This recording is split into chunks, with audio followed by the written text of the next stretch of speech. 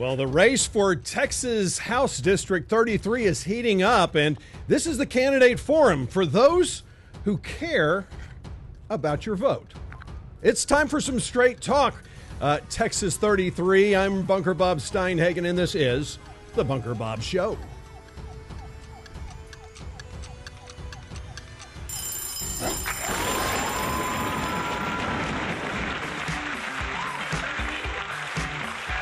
Well, good afternoon on this wonderful Sunday afternoon, and it is great to have you with me today for a special edition of the Bunker Bob Show. It is the Candidate Forum, and in case you're wondering, yes, I do have other candidate forums coming. In fact, all 6 of those who are running for Rockwall County Commissioner have been here in the bunker for a candidate forum, and the way I do the forums, as if you've watched the forums before, you know that I put them all, I record them separately, and then I edit them together so they all look like they're in the same room at the same time. And everything was going swimmingly until last Thursday, and last Thursday was just about ready to launch both of them when my hard drive crashed, the external hard drive. And that is, I love technology, and it's a love-hate relationship. I'm sure if you have a computer or a cell phone or anything, you can relate. And so I have literally had to go back to the drawing board, and I have sent the hard drive in. Hopefully they'll be able to recover it, but it's my working drive, which means that I had to start from scratch. I still have the raw video. So those candidates who are county commissioner candidates that are watching this right now going, are you kidding? Do I have to go re-record? No, you don't. The problem is it's not going to be posted in the time that I had hoped it could have been. So how am I doing a candidate forum today? Well, it's very simple. The reason I'm doing a candidate forum today, and am able to do it live since I have all of the candidates come separately, is because I did reach out, as I always do, over a month ago. It's been a month and a half now. I send out invitations to all candidates whose races I'm interested in covering. I sent an invitation out to the Justin Holland campaign, and like last time, I don't even get the time of day. Justin Holland has no need to be on a conservative talk show like this. And I respect that. He's the incumbent. He doesn't have anything to worry about. He's got plenty of money. Goodness gracious. Goodness knows he's got so many great mail pieces. If you're a voter, then you've gotten all of these great mail pieces. The other thing that I found interesting, my favorite mail piece hit the same day. I don't know if it would have hit your mailboxes on the same day as well. This is him and the Second Amendment, why border security and the Second Amendment is so important, on the same day that this piece hit. Why did Justin Holland vote to disarm me and leave me vulnerable to a liberal mob? That's right. It's the reason why Gun Owners of America, National Rifle Association, and is not endorsing Justin Holland. Because as much as he wants to tell you he believes in the Second Amendment, his votes, his actions in the state house, do not add up to that. And so, needless to say, after the last election, when he won handily against 2 opponents, he made a comment I believe it was on social media, ridiculing me and my show and basically laughing at me. That's okay, because he was right. He didn't need to be on this show. So as I said, I reached out to all candidates, and Katrina Pearson is another a person running. And I want to highlight something that was put out against Katrina Pearson. If you've got this mailer, this is a mailer from Pastors for Children. And I got to tell you, this is sickening. This mailer is only the most depraved minds could have put this piece together. And it's essentially saying that it's defending Justin Holland's support opposition for school choice. Well, there are 2 candidates in this race, Katrina Pearson and Dennis London, who actually believe in school choice. And the reason they do, unlike this mailer, which basically says that it basically said that it is to underwrite private school tuition for wealthy families. Not true. That is a lie. It's not what Katrina or Dennis or any member of the House or Senate or the governor or lieutenant governor want. What they want is for those who can't afford to go to a private school. They want to be able to, if they want to choose to go to private school, they want to give them at least the amount of money that goes into a public school to the poor, not to illegal aliens, as some are saying. No, but this Pastors for Children. What kind of? I would love to meet a pastor who is that sick, because they need to be rebuked. Well, Katrina Pearson, to me, was an interesting candidate, and I actually attended one of her events and liked what she had to say at that event.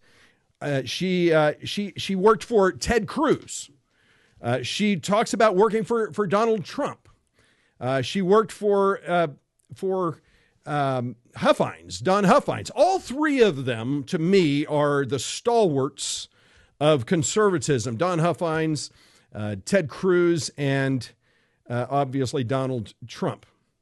Now, she worked for Ted Cruz, and so that is so. When I got one of her mailings lately, this is one of her latest mailings, and gosh, I've got so much mail here.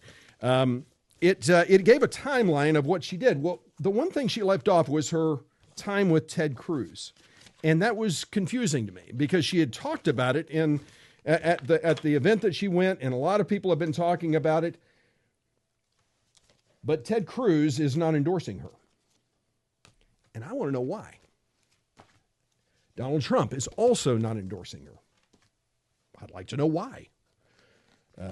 Don Huffines, not endorsing her. Why?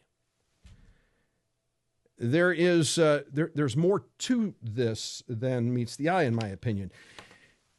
And then, of course, we can talk about how we need people from Texas running. And the irony about this whole thing is there's only one candidate running for this office who is from Texas. He's actually from the Rockwall Heath area. And that's Justin Holland, our incumbent. A Texan does not a conservative make, as Representative Holland has proven. And so when I extended the invitation to Katrina, I got connected with her campaign manager, love the guy, know him well, and think the world of him. And so I'm not going to say his name because this isn't about him, but good guy. I think a lot of him. We had many conversations. We talked about getting her on the recording schedule, and we recorded. We set a date. They didn't know what time, and I told him. I said, "Listen, I know she's busy. The good thing is she lives just a couple miles away from me, as does Dennis London." The irony about this whole thing is everybody lives close to me, as does Justin Holland. But she actually lives the closest of all. Well, I think Dennis might even live closer, but regardless, she's just a couple miles away. I said, so I'm going to leave that whole day open for you. You just come when you can, and just as best as you can do it. If you can, give me a time. So after that conversation, I didn't hear anything from them, so I contacted them. I called. I left voice messages. I texted, and got no response. Since that last call, which was about 2 weeks before the scheduled date to record Katrina Pearson, they would not respond to anything. And I did my best. And I even asked, I said, is there a question you don't like? You see, when I send out the invitation, I send out the 10 questions that I'm going to ask the candidates so that they can be prepared. Because this is not about giving each candidate 30 seconds or a minute to try and encapsulate a soundbite that is going to win them the election. No, this is an opportunity for each one of them to have a conversation, just as the 6 people who are running for county commissioners in precincts 1 and 3 did. And we had, in each one of those recordings was over an hour long, and I cut that all down to about an hour, but you're going to get a very robust sense of who's running for county commissioner. And I've got to tell you, if you are running, if you are thinking about early voting, and you know who you're going to vote for, then go right ahead. But if you are not undecided, I would urge you, wait until later next week. I hope to get those things posted at the end of next week, maybe even Friday or Saturday, because I've got to redo everything. But because I've got to tell you, these two county commissioner races, you got some great candidates. I mean, great candidates. I think a lot of everyone who came in the studio, and there wasn't a bad one in the bunch. So you've got something to look forward to. Well, Katrina never responded to me, so it leaves me questioning why isn't she coming on this show? Is it the questions are too hard? Is it that I'm intimidating? I can't imagine that, because she was supposed to be a national spokesperson at one time. Must be something else. I can't say. But what I can say is, when I reached out, as I do with all candidates, to Dennis London, the first thing I got back was an almost immediate yes, which is why we have Dennis London sitting here. We do not have Katrina Pearson, and we do not have Justin Holland sitting here. Neither one of them were brave enough to come on this show. I don't blame them. Got to tell you, I just don't blame them, because I think the questions might trip them up. That's just my opinion. I don't know, because the campaign refuses to respond to me, and it's too bad. So with that said, I want to introduce you to Dennis London, who was born and raised in Baltimore, Maryland, and at the age of 17, let me turn his mic up. At the age of 17, passed up track and music scholarships at 2 local universities to become a United States Marine to serve his country. As a Marine, he lived around the world until reaching his final duty station in California. In California, where he met and married his wife, Sherry London. And there they are. They're going to be celebrating 33 years of marriage later this year. Good-looking couple right there. After being honorably discharged from the Marine Corps after 8 years of service, Dennis entered the field of information security and cybersecurity, ultimately establishing his own business, which he has owned since 2008, helping companies of all sizes to secure their digital borders against cyber attacks and ransomware. In their business lives, both Dennis and his wife traveled frequently to Texas. Dennis in the Plano area and Sherry in the Houston Energy Corridor. So when Sherry's job situation allowed for it, they made their move to Texas. And this is important. They made that move along with Dennis's mother and his in-laws, and consider themselves, and I think this is the best description, because I have an attitude about Californians. A lot of people do. Yeah. I like there are those who call themselves political refugees, as you do. Yes, sir. And then there are those who want to bring California to Texas. And before I want to keep going, because I like what this has to say here. They had watched their formerly red county turn purple, then blue. This is where Reagan's from, folks. Don't forget, that's Reagan country. Before they finally moved to Texas to escape the liberalism, taxation, and wokeism of California, to live in a land of freedom and opportunity that better aligned with their values. But it wasn't long until Dennis noticed some of the same things that flipped their county blue were happening all over Texas, and even in Rockwall and Collin counties. He went on the offensive after being tapped by his state Republican executive committee woman to present get this, Don't California My Texas talk to groups in North Texas. At last count, he has given this presentation in 7 counties, most recently down in Bandera County. Over the last nearly 6 years, he has demonstrated his commitment to the local GOP by his consistent presence and volunteer activities at many Republican conservatives clubs in Collin and Rockwall counties, campaigning not just for himself, but for other conservative candidates in different races from state rep to school board to city council. Dennis is deeply committed to the principles of the party and the people he is running to represent. Dennis London, thank you for being on. This candidate forum. I hope you're not intimidated by the other members of your opponents, and so thank you for being here. And again, because we actually recorded, we did you. And so because of my hard drive issue, I just called you. I said, look, I don't have time to get this thing done. Why don't you just come in? Let's just do a live show. And you were like, great. Let's do it. Yeah, you're not afraid. Not afraiders. Man. Well, I love it. Before we move on to the questions, I do want to highlight a couple of endorsements that you've gotten. I was really surprised. Wrong word. I don't mean surprised. Whenever there are certain groups that I go, wow, they got their endorsement. I can't believe it. Right. Eagle Forum's one of them. Great. Texas Eagle Forum, great organization, absolutely. And you got their endorsement. Cindy Castilla, absolutely. Yeah, and those are not just an easy thing. You got to go through an interview process, all of that stuff. Sure. As well as with Red Wave, Texas. Yes, sir. North Texas Patriots. Now, here's my favorite: is Grassroots America. Look. That's a tough one. Joanne Fleming. Folks, if you don't know who Joanne Fleming is and this organization, then you don't know Texas, because you don't know conservatism, because Joanne Fleming, I worked with Joanne Fleming way back with Leo Berman. I was the consultant for that campaign. She was the campaign manager, and I'm telling you, she was tough as nails. She is. She expected a lot from us as a consulting firm, but also she worked her heart out for Leo Berman, and he was a great state rep and missed greatly. But Joanne Fleming, I think she became a county commissioner. She's done so many other things, but the fact that you got Joanne is one of the hardest nuts to crack, and you sure did it. So how was that process? Well, being involved with the SREC and getting involved with the grassroots organizations, because as I've told you before, I was down in Austin working with, Texans United for Reform and Freedom. I was working with Texans for Medical Freedom, Texans for Vaccine Choice. So all of these organizations who are all within this coalition under Grassroots America, We the People. You were in Austin during the legislative session. Yes. Which is you're the only candidate really, other than Justin Holland, who did that. So so you were intimate with these guys. Absolutely. And so I got to know them all, and we got to, talking about the different aspects of the campaign.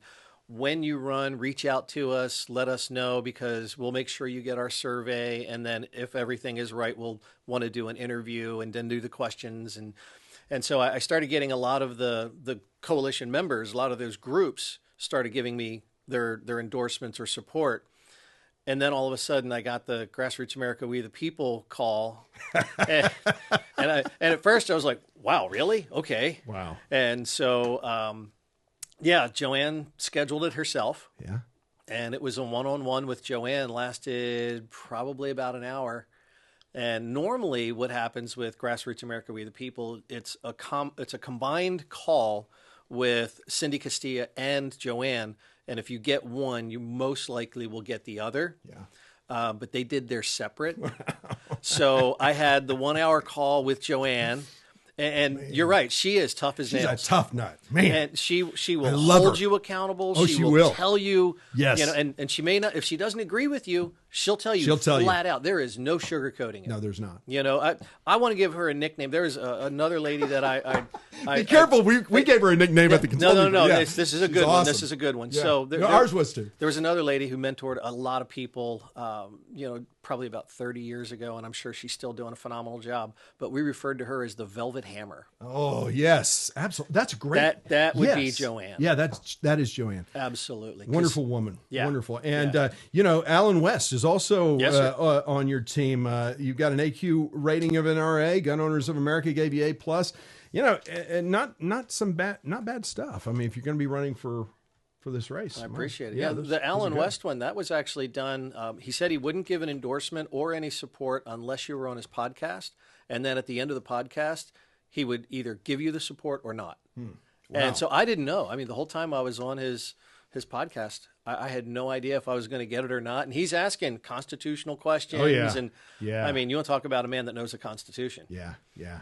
So that's good stuff. Wow, man, that's congratulations on all of that. Thank by the you. way, so that's not an easy feat. So, well, let's go ahead and talk about some of the questions. We'll start with the easiest of all. Dennis, why are you running? I'm running because we haven't had someone that's actually listened to the people here in the district. And I know you see the flyers, you hear all the interviews and the talks and everything. And, Yep. and our current incumbent will say that he listens to the people. He's out in the community talking to them. And I just don't see it, because when I talk to people, whether it's at the GOP or it's at their door, their values, their voice is not being heard, is not being represented.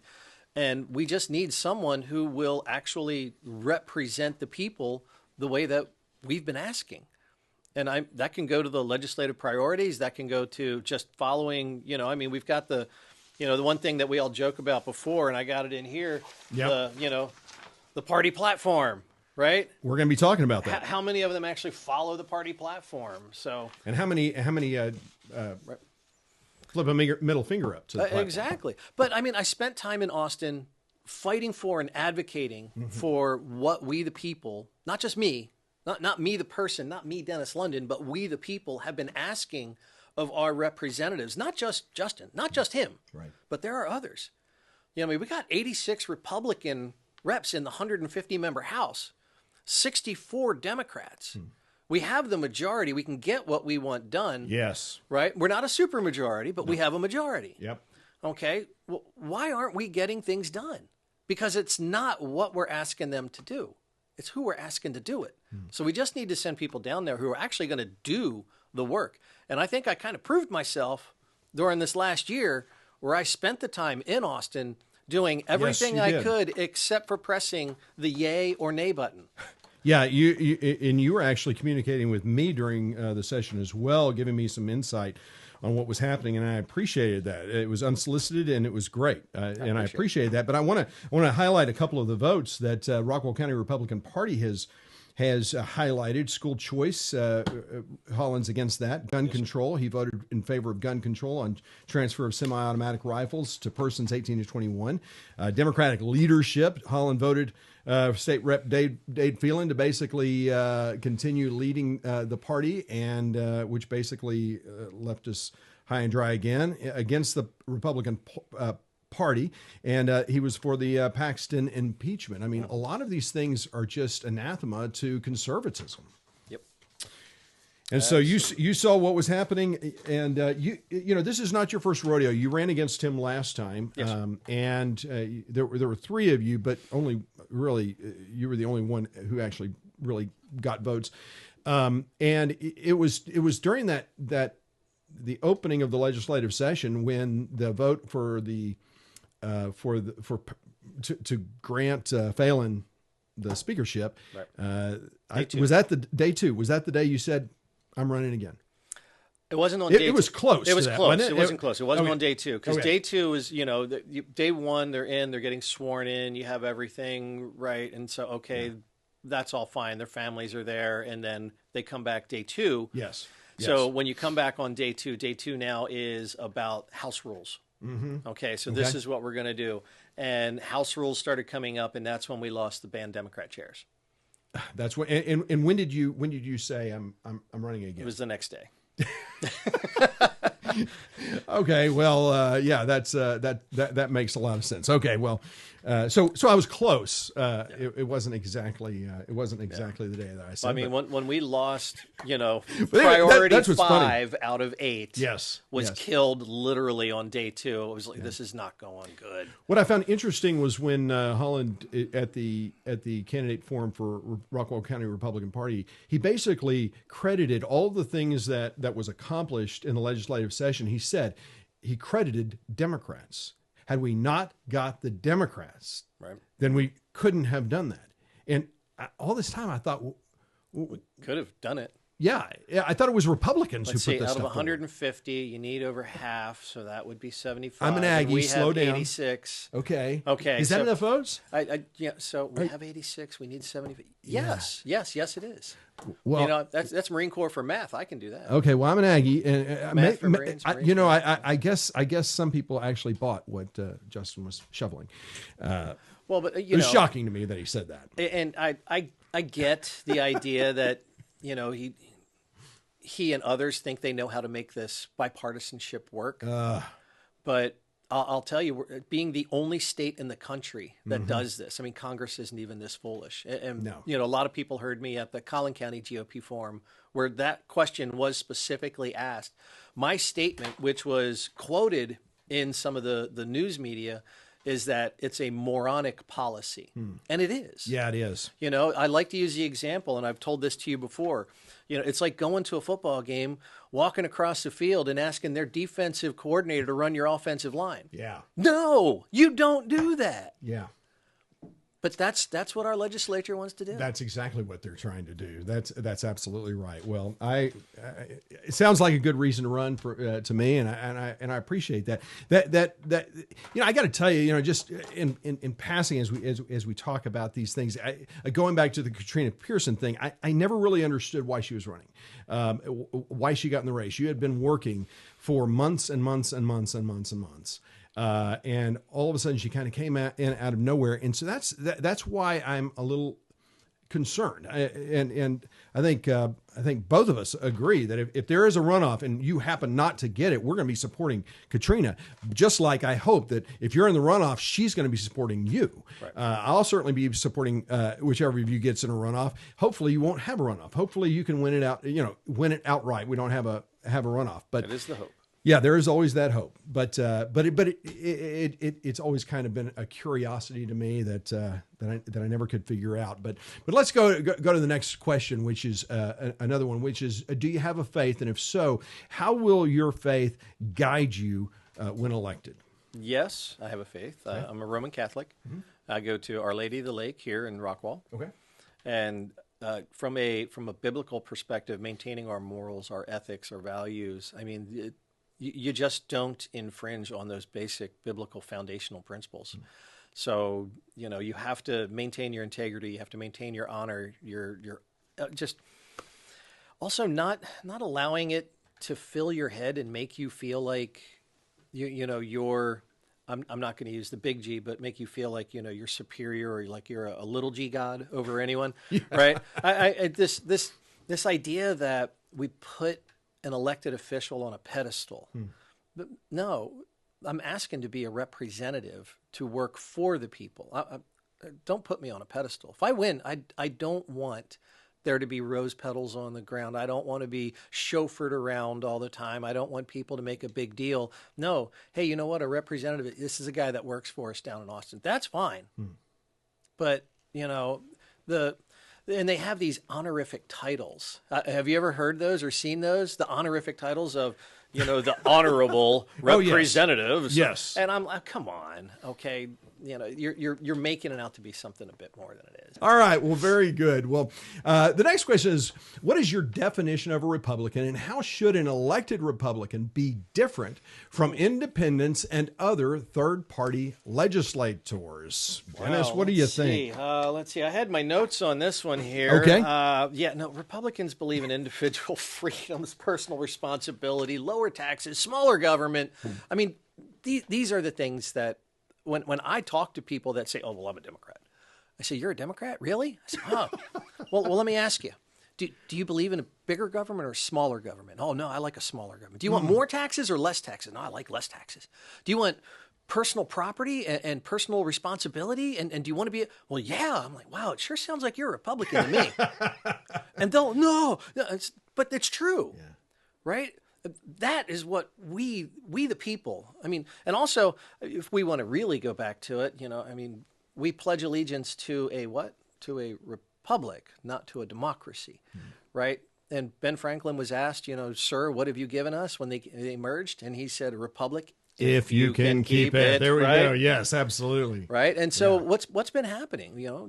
We've been losing sight of that. And I mean, not everybody, right? But you have the crazy that are out there, and they're willing to give it away. Yeah. So I hope I answered the question. Yeah, you did. And the thing is, what is a Republican? How does it make you different? And you talked about the fundamentals.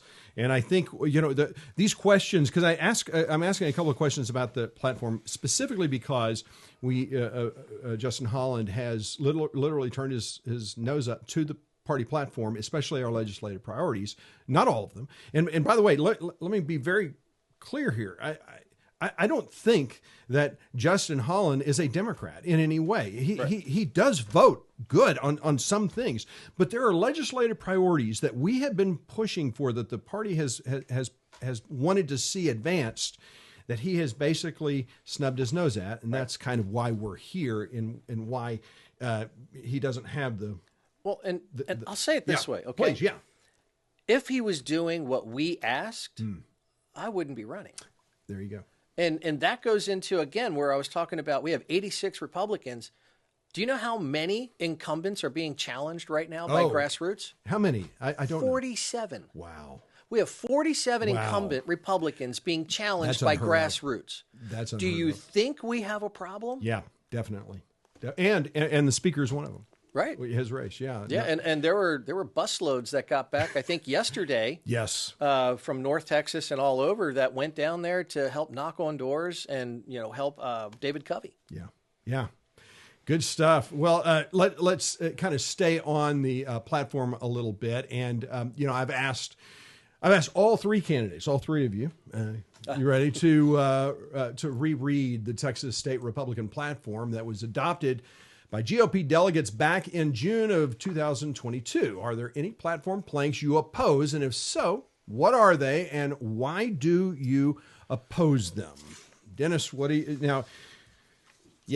you got? Well, so first off, I don't know if you remember. Well, I'm sure you do remember. I was there at the convention. Yes, with you. you were a delegate. Yes, we were both delegates. You're right. So I was there because a lot of people ask, "What have you done, Dennis? What have you done? Have you been involved? Where have you been? What have you done?" That's right. Right. So I was at the state convention. Yes. Which means I was also in the county convention, which means I was in the precinct convention. Correct. Now I understand you can skip one of those steps and become an alternate or something. Well, you can. You don't have to be at the county or precinct convention. You can be nominated and put in. Otherwise, but the fact is, you were there. Yes, because I saw you at the precinct convention and I saw you at the county convention. Yes, and the state convention. Go ahead. Absolutely, and we filled out all of our. So the only county to do so. Yes, that's right. Yeah. So Rockwall, way to go. Yes. So okay, to the Republican Party platform. Yeah. There's really not any that I disagree with. There were a couple of modifications that I would have, but I wouldn't have any necessarily that I disagree with. And that's the key, and that's what ultimately what I'm asking. When we recorded this earlier, a couple of weeks ago, you had brought this, and you actually want to strengthen. Yes. Some platforms. Absolutely.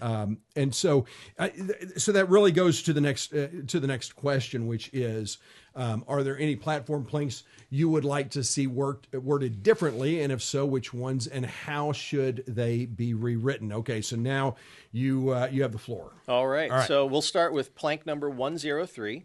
Okay. All right. And that's parental rights and education. And as we know, parental rights and education became a huge issue thanks to COVID. Yes. Right. But also thanks to what's been going on lately with everything. And this also goes into school choice. Yep. So from the original text, parents are the primary educators and disciplinarians of their children, to which all other entities are inferior. There's nothing wrong with that at all. The fundamental rights of parents to make decisions regarding the upbringing and control of their children in all aspects, but especially in all aspects of the Texas education system, shall be recognized, affirmed, and protected by changes to the Texas Constitution and Texas law, including codifying the protections currently existing in the Texas Family and Education Codes. I don't want to change any of it, and like you said, I want to strengthen it.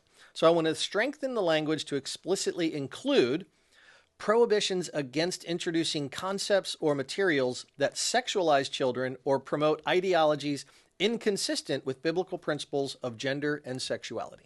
That's a great addition. I like that. All right, what's next? You got 3 here. So next, you got 4. I have 4. Go ahead. Yes. All right, yeah. So next is plank 105, and that's about sexual education. Yep. All right, the original text, we demand the state legislature pass a law prohibiting the teaching of sex education, sexual health, or sexual choice or identity in any public school in any grade whatsoever, or disseminating or permitting the dissemination by any party of any material regarding the same. Now, I want to clarify. Yep. Okay, so we want to clarify that sexual education shall focus solely on biological facts and promote abstinence until marriage without introducing the concepts related to sexual orientation or gender identity in alignment with our biblical values. Another good addition. I like that. All right. All right, so the next You're one batting then. 1,000 so far. All right, I appreciate that. Next one is parental rights and responsibilities, and that's plank number 134. Yep. For all of you following at home, plank 134. 134. All right. And I'm sorry I didn't get these put up on the screen. We just didn't have time. But go ahead. No, that's all fine. Yeah. So the original text is, we support the fundamental constitutional rights of parents to raise and educate their children, including their rights to direct the care, custody, control, upbringing, moral and religious training, and medical care of their children. So I want to add a statement that this includes the rights of parents to shield their children from exposure to content and ideologies in public education that contradict their religious beliefs and moral principles, particularly regarding gender and sexuality. No objection there. Well, all right. Keep going, man. The last, you got one more. One more. 33. All right. Plank 33 regarding state sovereignty. Uh-huh. All right. So this one I really like. You this know, one we're a lot. going to be talking about this one in a little bit. This is one of the questions, so go ahead. Absolutely, Yeah, right. Right. preempt So, that. pursuant to Article 1, Section 1 of the Texas Constitution, the federal government has impaired our right of local self-government. Therefore, federally mandated legislation that infringes upon the 10th Amendment rights of Texas shall be ignored, opposed, refused, and nullified. Texas retains the right to secede from the United States, and the Texas legislature should be called upon to pass a referendum consistent thereto. All right, that's the original text. And what I find funny about this is you want to strengthen this language. All right, buckle your seatbelt, folks. So I want to strengthen the language because I want to emphasize the importance of state autonomy in border security and election integrity. Okay, specifically, I want to include a clause that highlights Texas's right to independently address border security challenges and maintain the integrity of its electoral process free from federal overreach or interference. I love it. That's good stuff. And so when we've got a question coming up on border security, so keep that in mind. And so just when someone asks me if I'm a Christian, it's defined by, if I say yes, well, it's defined by the Bible, by what's in the Bible. That's what a Christian is. And if I call myself a Republican, we define it by the platform. Absolutely. Which is why I'm asking this question, because, and I think this is the first year I've done it, because after what I've seen in the state House and Senate, primarily the House, so many people just walking away from the platform as though it were some meaningless document. Yeah. It defines who we are as Republicans, which brings me into the next question. Well, before we go there, Oh, go ahead. Yeah. There was one plank that Yeah. I didn't have in there before. Oh, really? So I only want to change one added word. something. All right, go ahead. I did. I only All right. wanted, so it's plank 15. 15. All right, and it's enforce the Constitution, Article 4, Section 4. Okay. Okay. Okay. So originally it reads, the sovereignty of this state requires the protections afforded under Article 4, Section 4 of the Constitution, and any failing thereof authorizes the governor or this state or the legislature to declare an invasion which shall be met with the full force of this state. Okay? What I want to do is change the word authorizes from authorizes the governor to obligates. I like that. I want to obligate him because he has a duty Yes. to protect Texas. Yeah. Boy, that's good. Yeah, I like that. Good. Hey, I like these surprises. That's helpful. Well, let's go on to another issue, which is legislative priorities. I've asked everybody to review those platform planks that Texas GOP delegates adopted as legislative priorities back in June of 2022. And the question I have for all three of you candidates is, are there any that you cannot or did not fully support? And what legislative priorities would you like to see delegates adopt this summer for the next legislative session? What do you think, Dennis? I support them all. Good. Absolutely. Yeah. I think that, we really need to finalize a lot of these, and specifically border security, election integrity, and medical freedom is huge. Yep. Right? So, these things are just, they have to be. How did they not get passed? Well, so they'll say that they got border security, and they passed it. Yeah, 11 months and 4 special sessions Yep. to get a border security bill across the finish line, and it was still kind of watered down. So, if we had, and I I don't specifically know if it's the legislature that will tell the governor and push the governor to move forward on this, or if the governor gets the backing of the legislature. But the invasion perspective, and I understand that he did make the declaration of invasion. The governor did. Yes, right. He did. So that's great. Yep.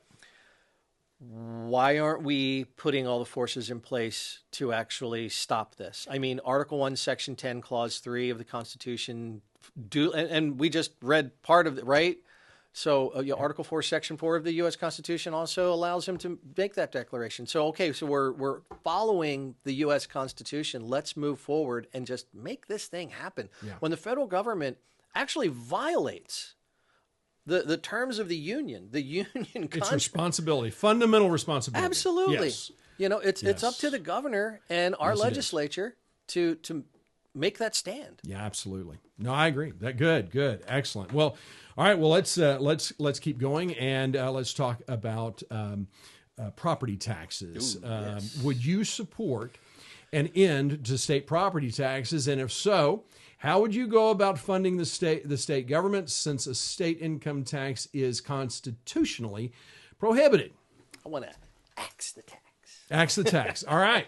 We need to axe the tax. Yes. We really need to. Yes. I know that we can't just cut it straight and narrow right off the bat, right? It's going to have to be something that we work at phasing out. We talked about Don Huffines earlier. Don Huffines' plan. Right? Yeah. Great plan. He had a couple of plans. He did. And one of them was, I just wish people would have actually moved forward with something. Even if he didn't win, okay, great. Someone could adopt the plan. Absolutely. Right? I mean, you talk to Lieutenant Colonel Alan West. He had a plan. Yes. Right? Why can't we take these plans, set them down, look at them, and go, well, this part's good, this part's good, this part's good, or and put something into action. We really should be doing this. And then people will always tell you, well, property taxes. If you get rid of property taxes, then our schools are going to be defunded. Okay, we live in McClendon Chisholm. 75% of our property taxes goes to the ISD, and people tell me that we don't have enough money.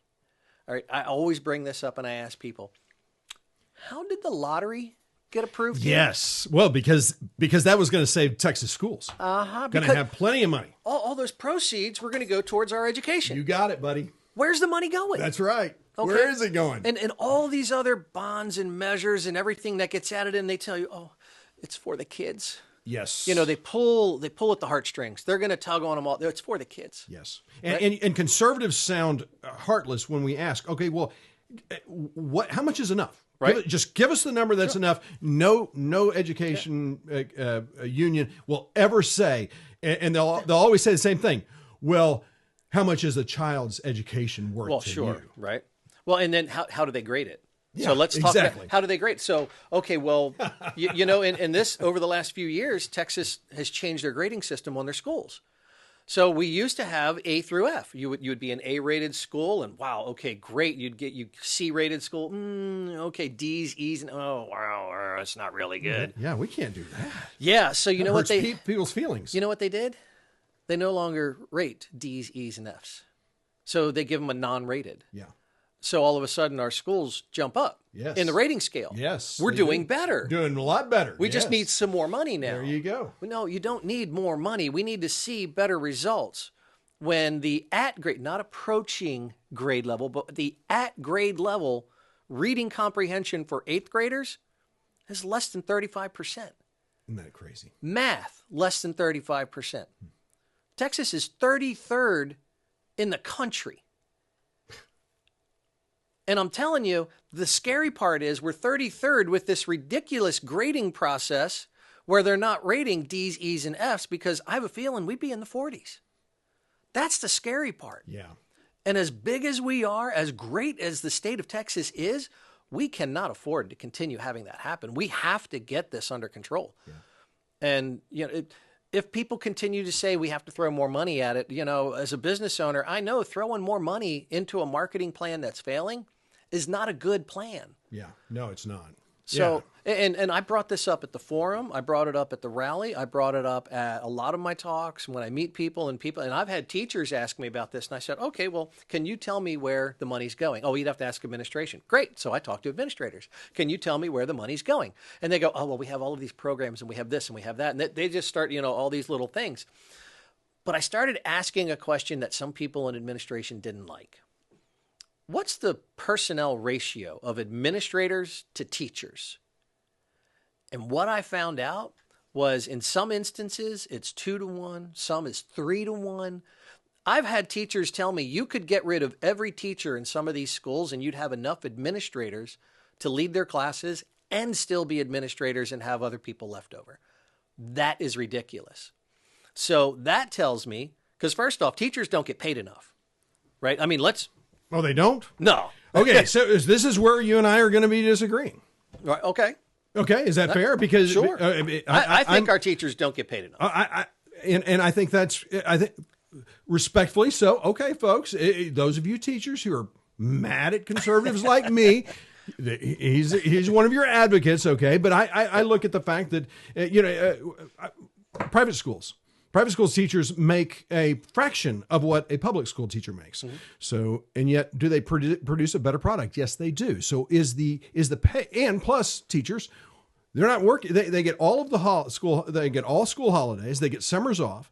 So, when you look at what you're making per month, and again, I'm not trying to convince you. I'm just trying to present a conservative point of view that I know I'm going to get hate email, and okay, that's fine. You can hate me. I don't care. So on that pay scale, here's the thing that I learned. I have family members who are teachers. I do too. Okay, and so they tell me, they go, well, they love Thanksgiving's fun for us. Go ahead. Yeah. Well, so during summer when they're not teaching, if they don't take on any classes, they're not getting paid also. Right. But they can get another. They can do something else. A lot of teachers do something else during the summer months. But when you're salaried, which teachers are, okay, that's your salary. Right. And so I get it, and I love the fact that we don't agree.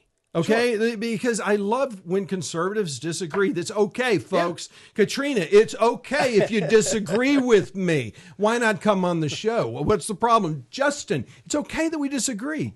Yeah. That's good. Okay. Yeah. Anything else you want to say about the state income tax? State income tax. Yeah. No, we were on property tax. Where were we? Property tax. I'm sorry. We don't have a state income tax. Yeah. All right. We kind of went around a little off topic. We did.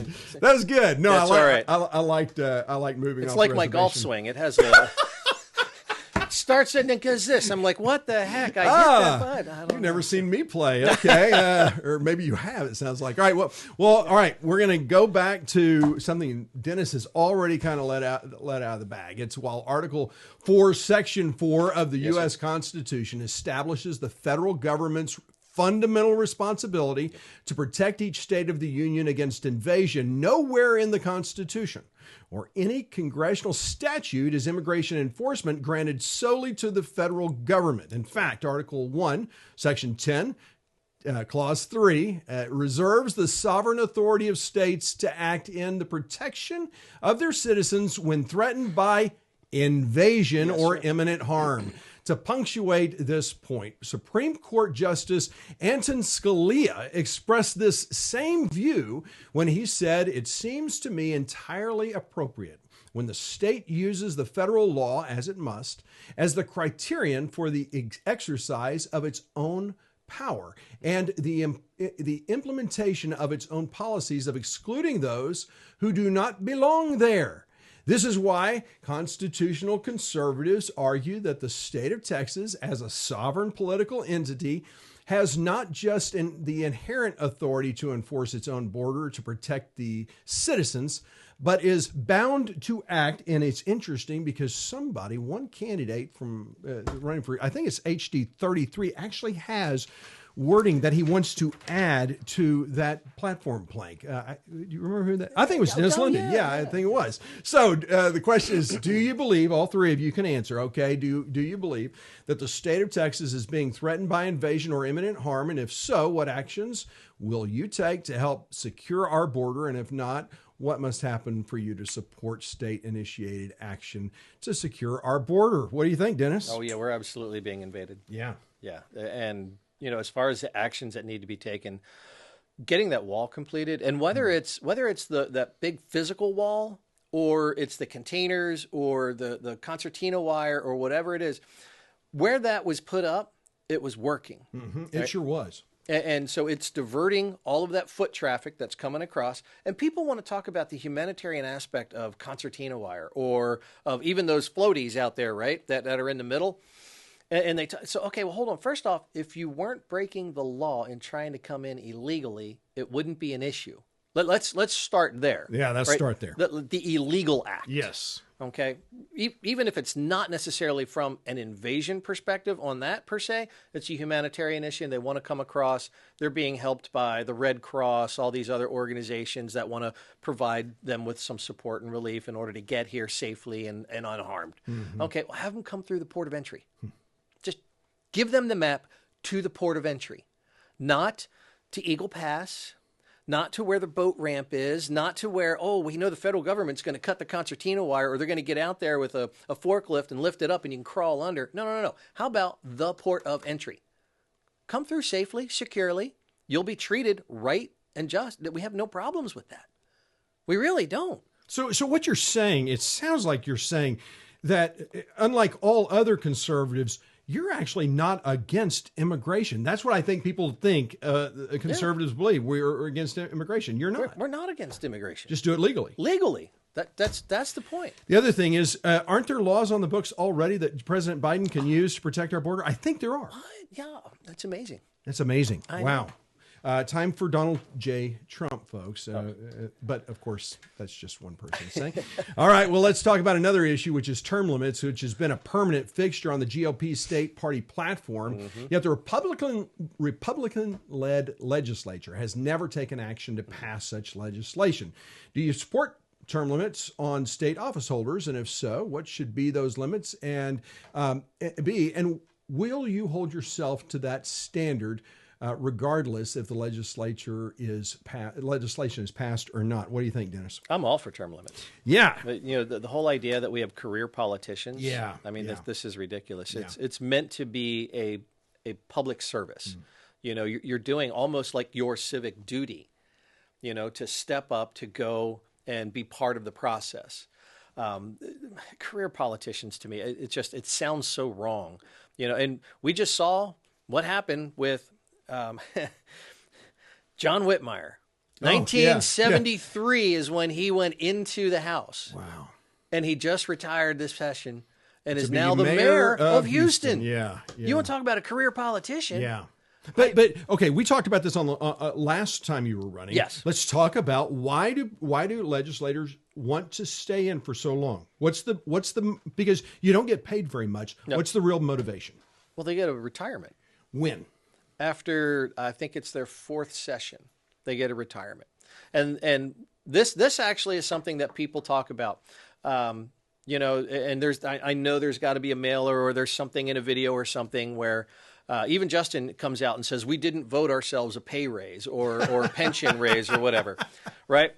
So folks, the retirement of someone from our legislature after 8 years, at the age of 55, they're eligible to receive the same pension as based on the salary of a district court judge. Yes.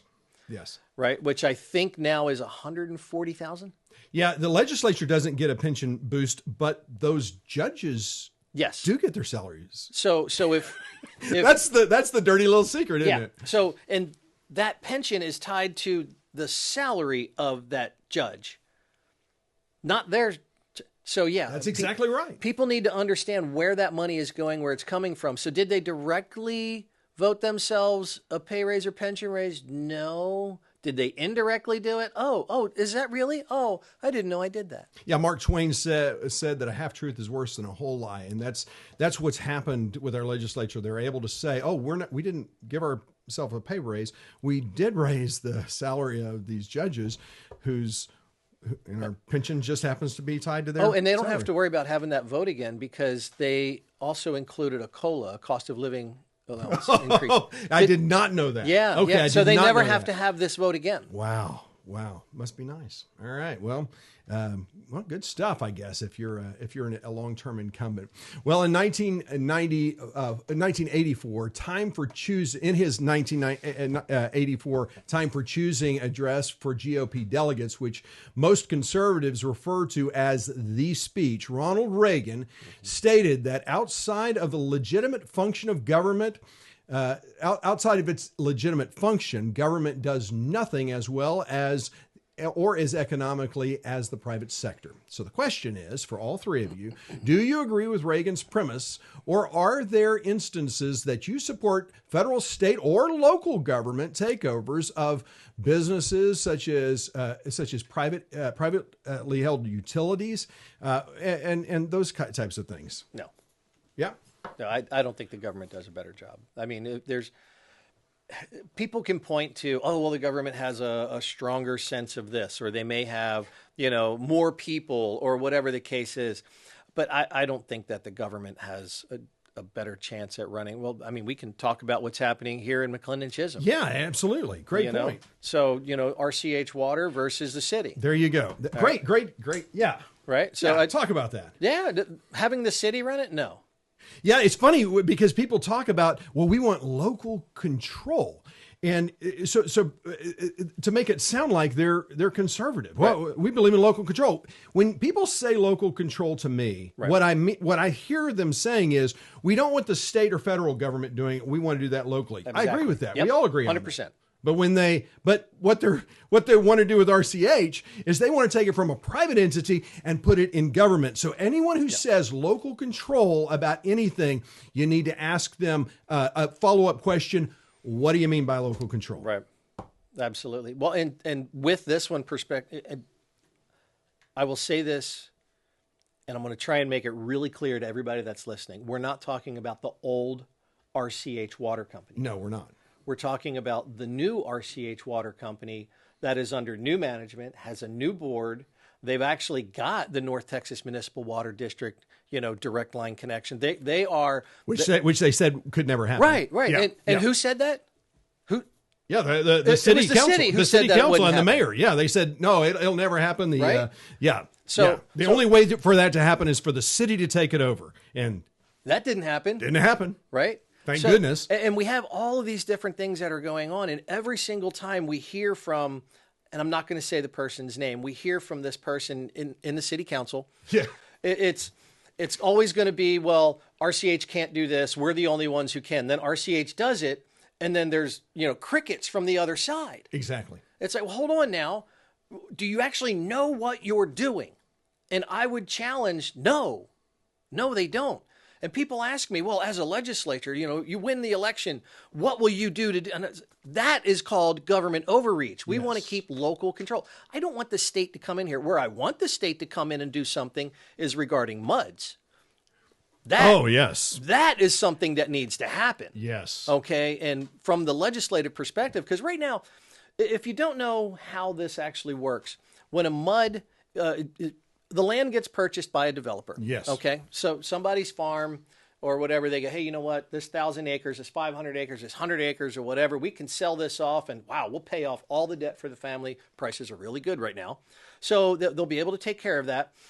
The developer has it. They fill out the form, send it to TCEQ, and I'm sure there's probably a couple other steps in there.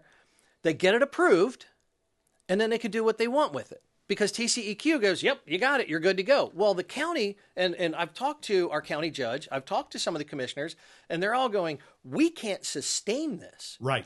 They're talking about down here in the ETJ adding 6,000 new homes. Yes.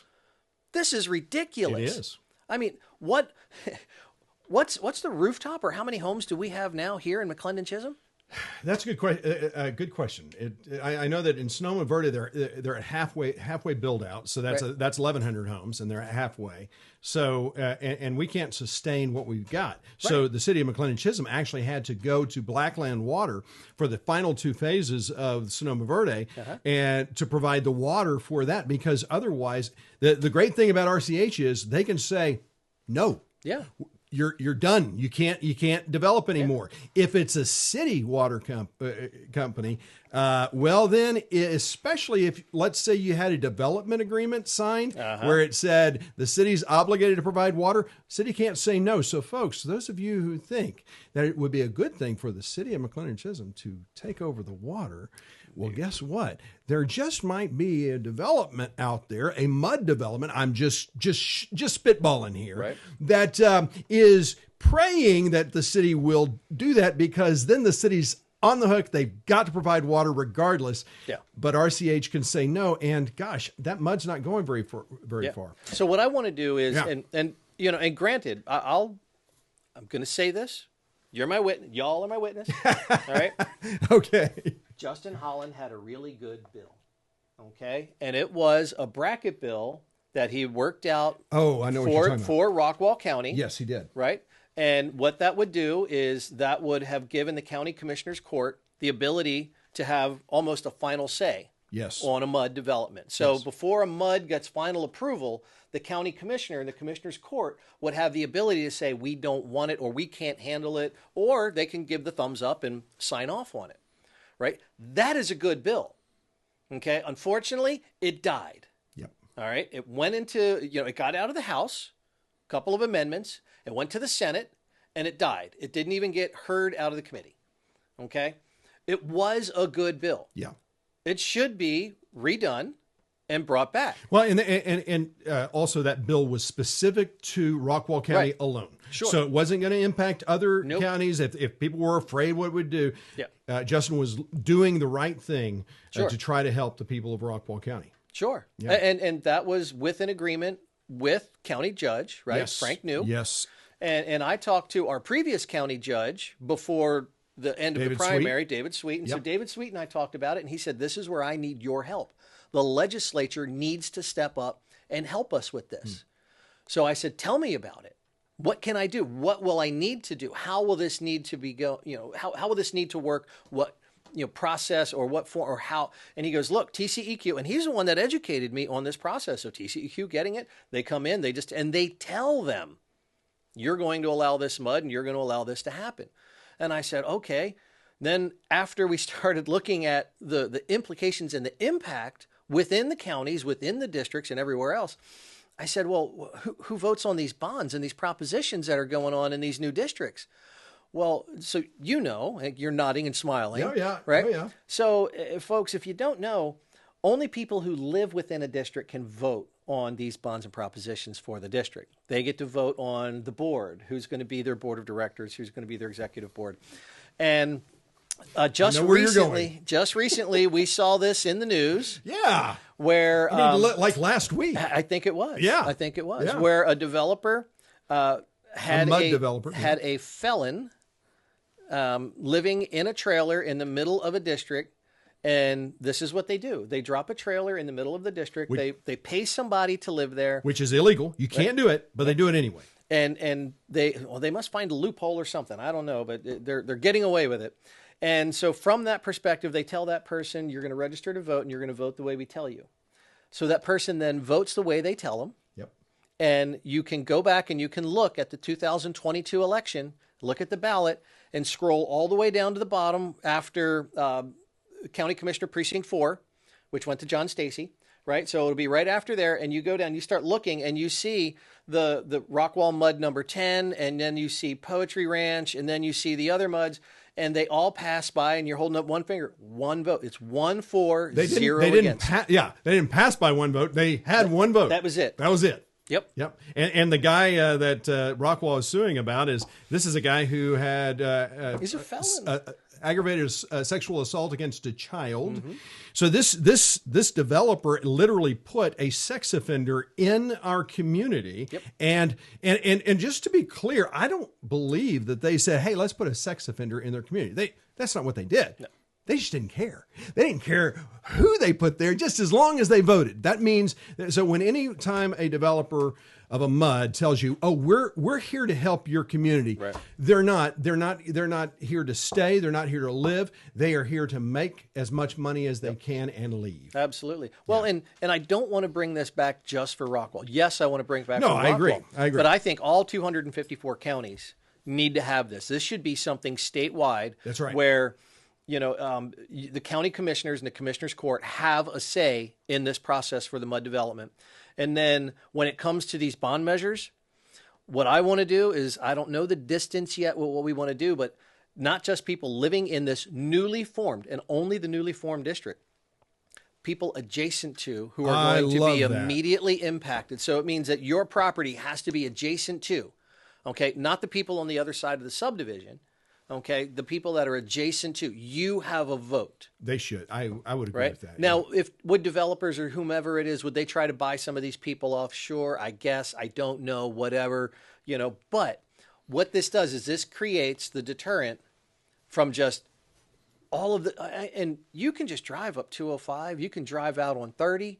You can drive, and I know 20's not in the county, but you can drive across 20 and you see development after development after development. It's endless construction. Yeah. And so I'm looking at it and I'm thinking, because remember, I told you I'm a political refugee from California. Yes. I lived through this. This is what happened. And some of these developers are like locusts. They just come in, they devour, they get their money, and they move on to the next field. And they're going to continue to go county by county by county until there's nothing left. And they're going to jump state line, go to the next state, county by county by county. That state's done, and they continue on. One of the things that I love it when developers say, well, wait a minute, property rights. Uh-huh. Don't you believe in property rights? Don't you believe that people should be able to do what they want on their own property? Because we got conservatives who are basically supporting these MUDs. Right. And they use the term property rights. We believe in property rights. Well, do you not believe in property rights? I believe in property rights. I also believe Well, then why do you want to restrict them? I believe in the property rights of the people that already own property there. Okay. Because, but they own that property.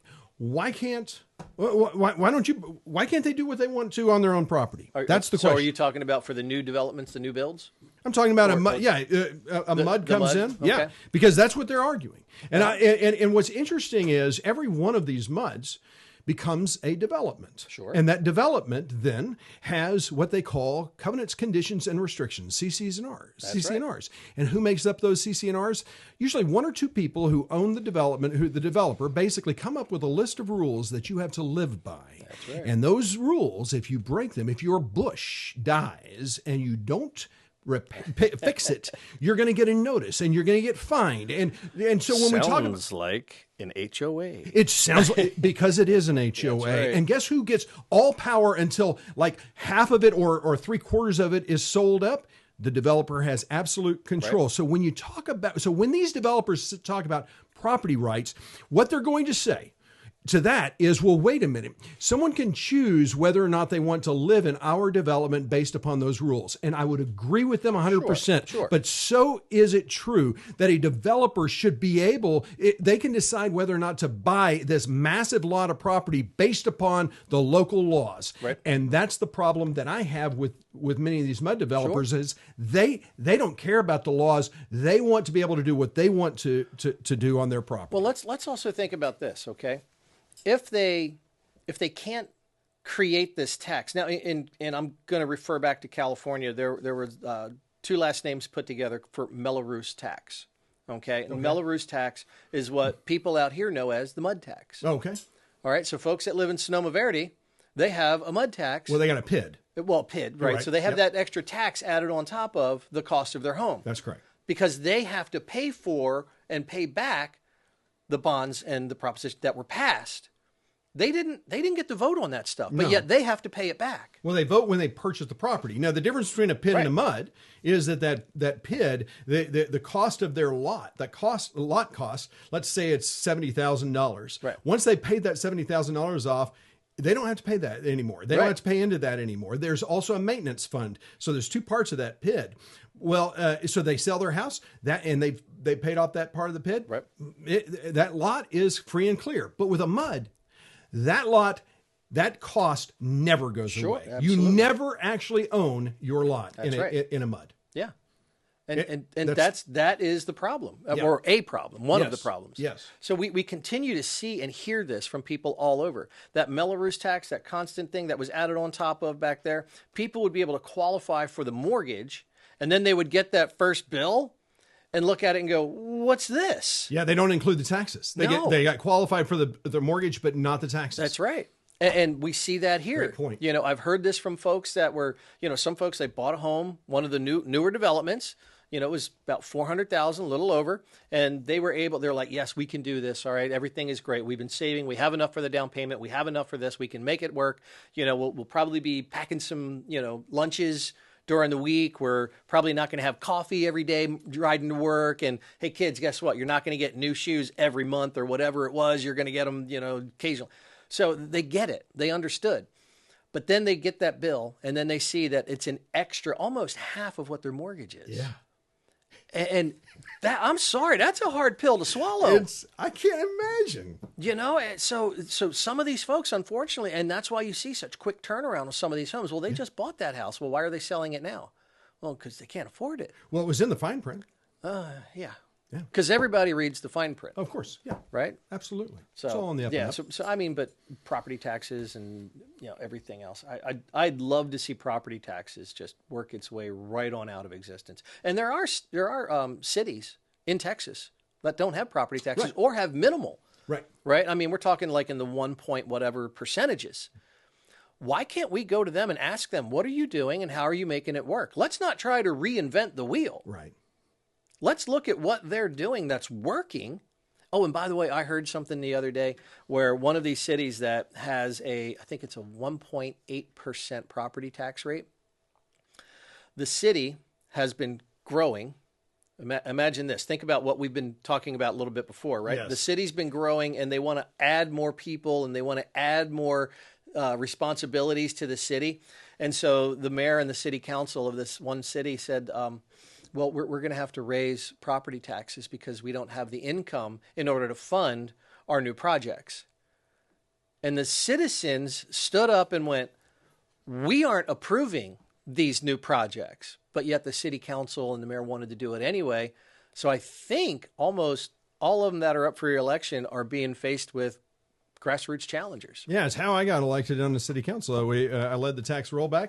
I've led two now, and both of them were successful. But that goes to show that people once they vote with their pocketbook a lot of times. Absolutely. So, you have to find that motivating factor. Yeah, you do. Absolutely. Well, we are getting long, so I think it is time for closing comments. And each one of the candidates, I'm going to give them each an opportunity to speak directly to you about why they are the best person for your vote. And we're going to start with Dennis London, and then we're going to end with Dennis London as well. So, Dennis, take it away. Well, I appreciate you, Bob.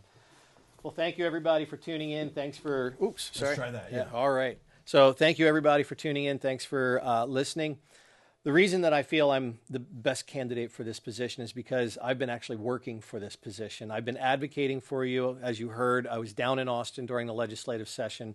I was talking with and working with the House representatives, the senators, their staff. I was working with the Grassroots Coalition. And I did all this on my own. I did it on my own dime, at my own time. And I wanted to fulfill my promise from the last campaign, which was that I will advocate and work for you. So I hope that I have proven that.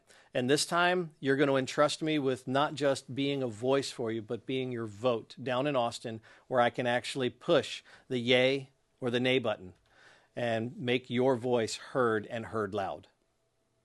Oh, I should give him my website, londonfortexas.org.